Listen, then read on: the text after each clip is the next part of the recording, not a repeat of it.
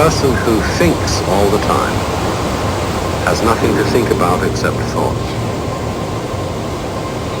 So, he loses touch with reality and lives in a world of illusions. By thoughts, I mean specifically chatter in the skull, perpetual and compulsive repetition of words, of reckoning and calculating. I'm not saying that thinking is bad. Like everything else, is useful in moderation. A good servant, but a bad master.